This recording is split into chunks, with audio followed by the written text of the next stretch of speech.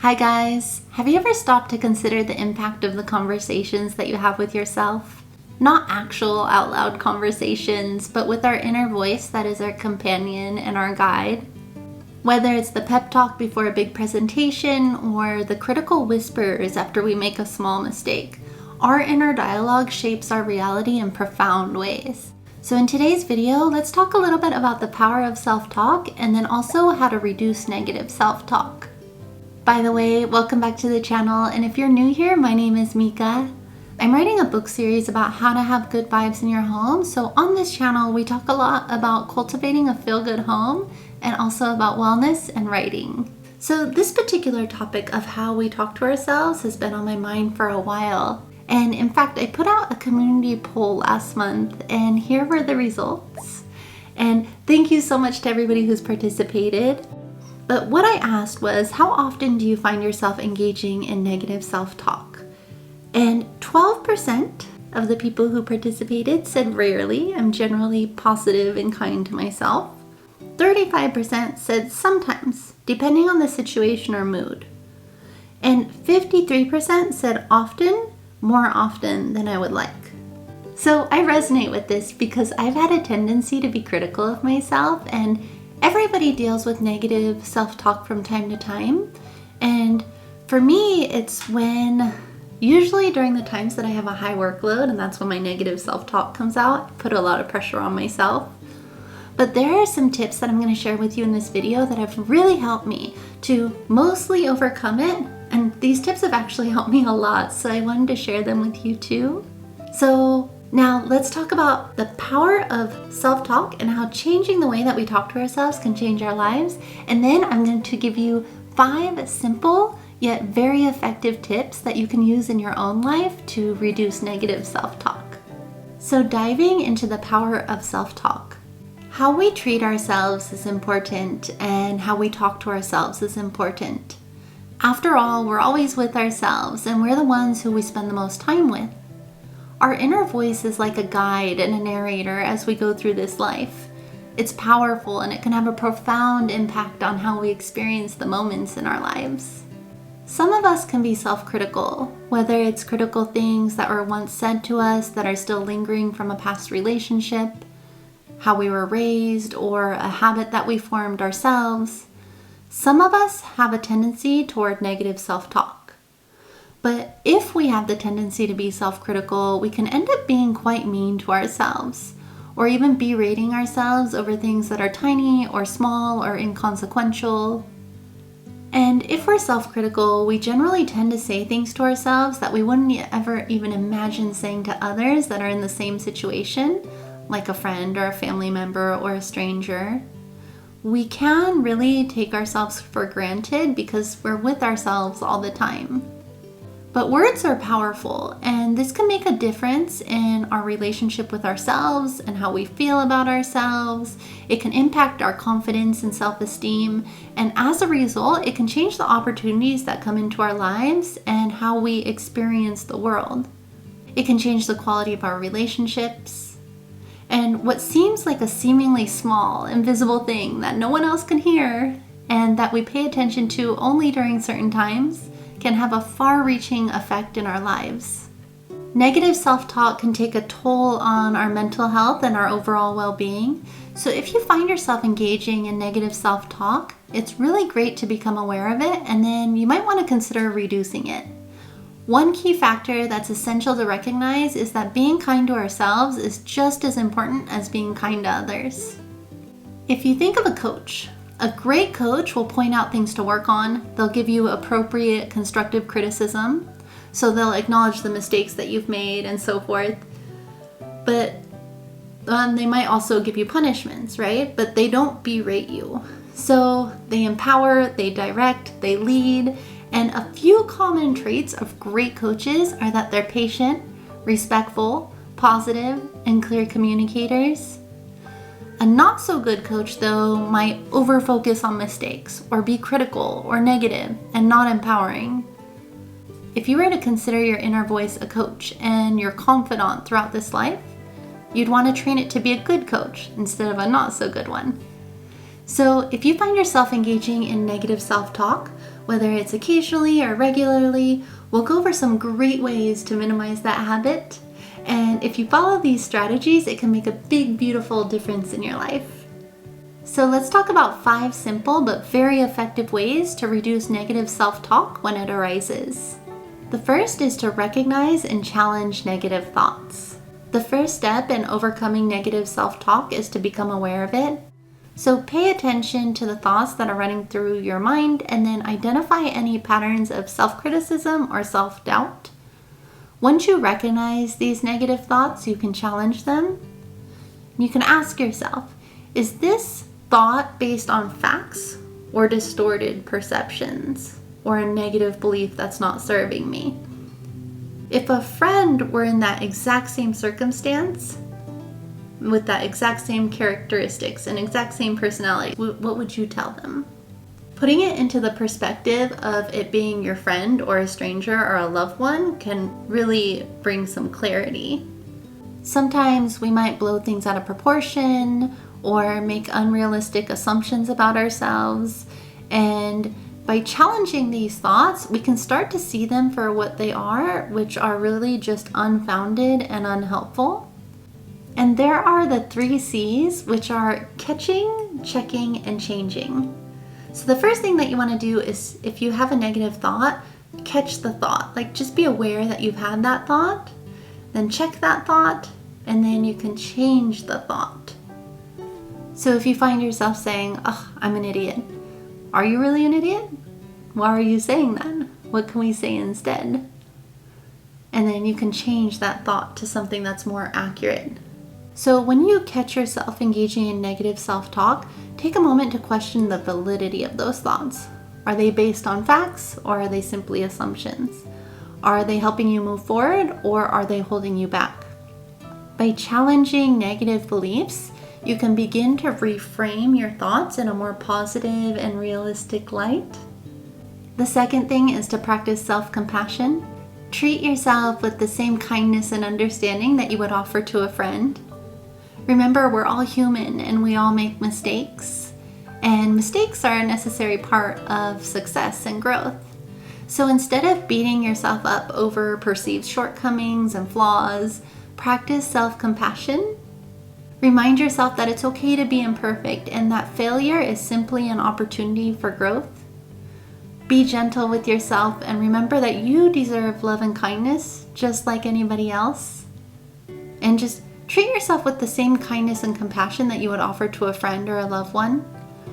You can also practice self-care activities that nurture your physical, emotional, and mental well-being. Get out in nature and read books and take time to just enjoy your life and daydream and imagine and play. I feel like when we were kids, we used to do that so often. And then now as adults, especially like in this modern age with like information flooding us from all angles, we're so busy and there's just so much coming at us that it leads to anxiety.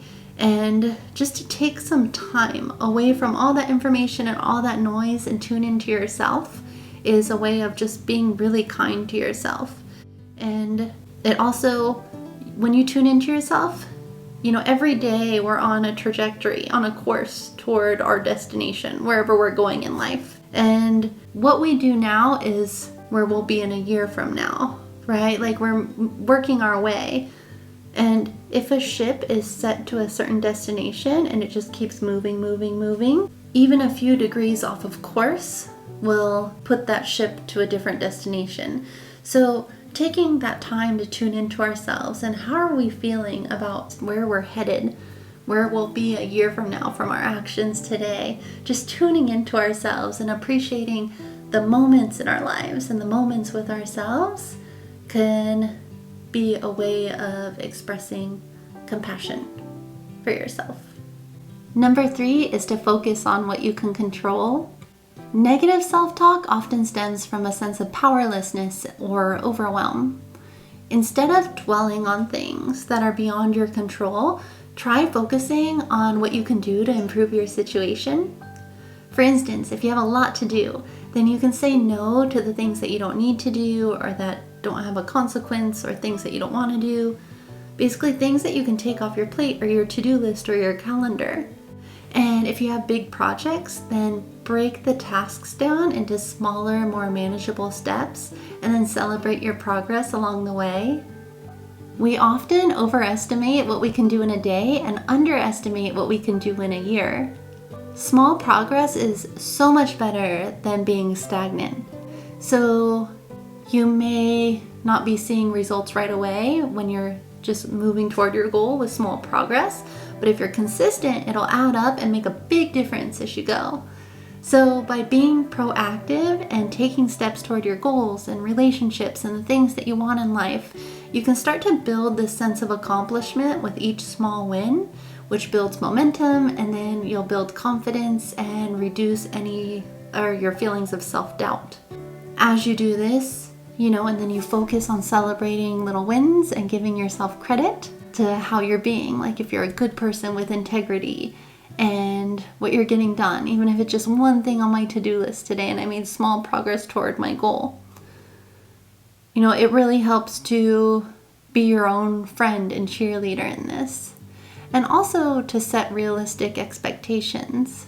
I think with the prevalence of social media, we can see all kinds of people, successful, not successful, it doesn't really matter, but we see all kinds of people and then we start comparing ourselves. And comparison, there's a quote, comparison is the thief of joy.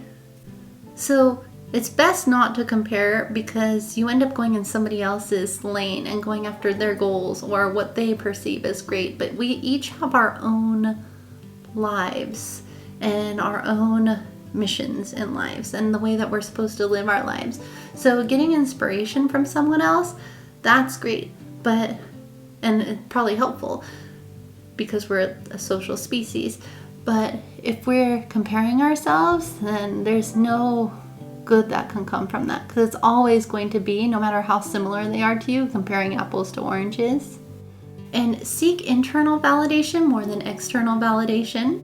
So cultivate the person that you want to be, and you're on your way when you talk to yourself with more positive self-talk and where you're your own empowerment coach.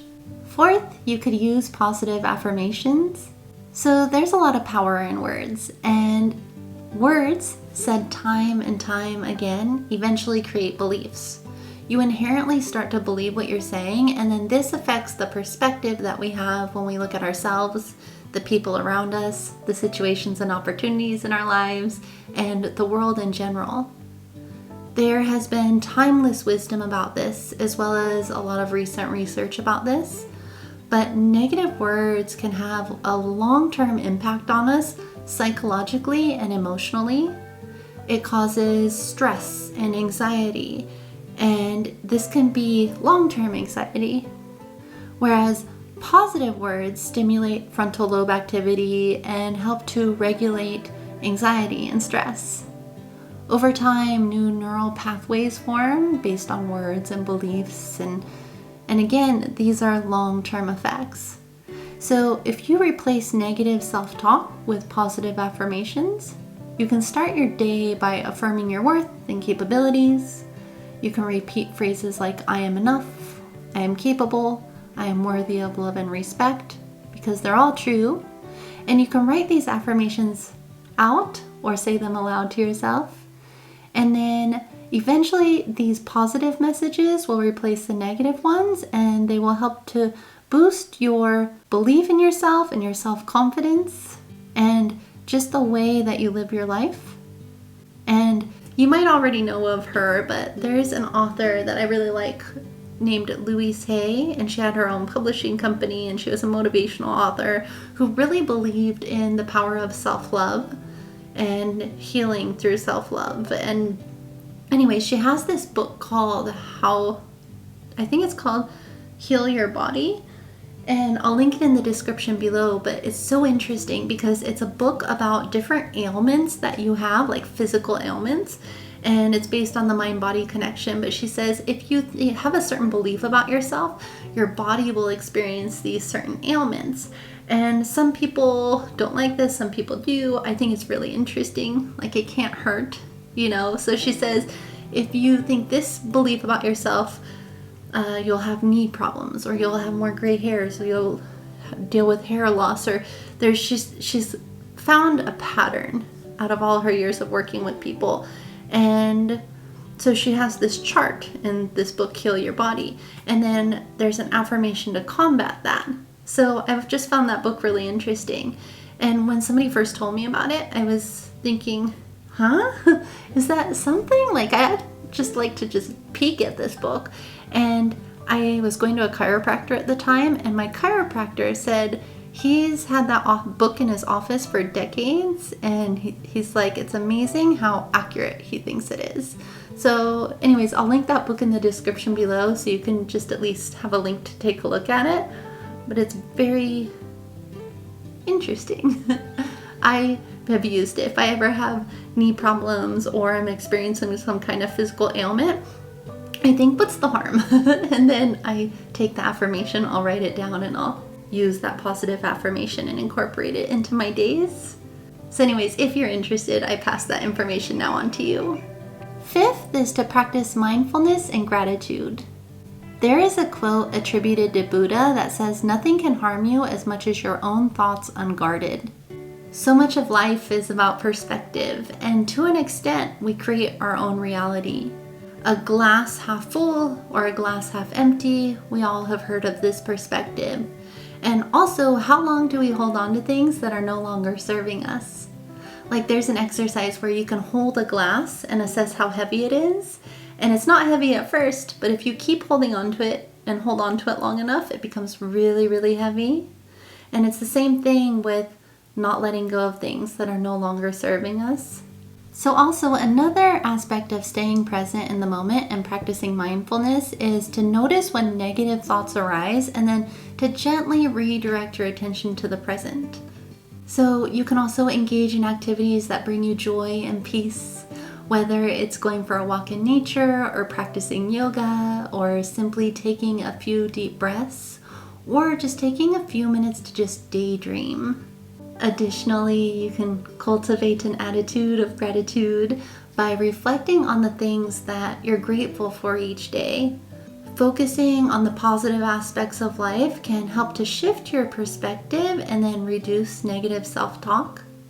With life, everything changes eventually, so we can be taking for granted the things that are around us now, but we have to remember that the things as they are, it won't be this way forever. And because we're focused on trivial things that might be negative or inconsequential, or we're too busy, we don't get to take the time to appreciate or acknowledge the things that we really could be very grateful for in our lives. So to cultivate gratitude, you could focus on the things that you're grateful for in your life, identify them, be aware of them, and acknowledge also yourself and your strengths and your accomplishments. Cultivating gratitude can shift your perspective and then help you appreciate yourself more fully. And then when you're practicing mindfulness, observe your thoughts without judgment. So mindfulness can help you to become more aware of negative self-talk patterns and interrupt them before they spiral out of control. But it's just about being aware of what's coming up and then gently changing them. And there's something interesting that my grandmother on my Japanese side used to tell me when I was a little kid. I want to pass that on to you. I don't remember the story, but I just remember the moral of the story. But there's this old Japanese legend or folklore that says the face that you wear now, like the face that you have in this lifetime, is a reflection of the person that you loved most in your past life. And so regardless of your beliefs, I mean, it's just folklore or a legend, but it's kind of food for thought. So the face that you wear right now in this life is a reflection or is the face of the person who you love most in your past life. And the thing about ancient folklore and ancient legends, there's just that underlying food for thought it gives you about humanity and the interconnectedness of all of us. And so even just if you think of that legend as you look in the mirror, like say if there's some mysterious ounce of truth to it, right? Then that person I feel like probably the moral of that story or of that legend is to be kind to yourself, because you don't want to talk negatively to the face that is the reflection of the person that you love most in your past life that you can't remember. So anyways, I think the moral of that in general is self-love. So if you ever find yourself talking to yourself in a negative way, it can't hurt to try these methods out, even if just one or all of them really resonates with you. But keep in mind that change and forming new habits takes time and effort. So a drastic change might not happen overnight, but with awareness and micro changes, imagine where you can be a year from now. You can change it to where your self-talk becomes one of a really good coach. I hope that you enjoyed this video and found it informative. If you did, could you please hit the like button, as it helps more people to find my channel and I'd really appreciate it. If you'd like to see more videos like this, please subscribe, and thank you so very much for watching. See you in the next video.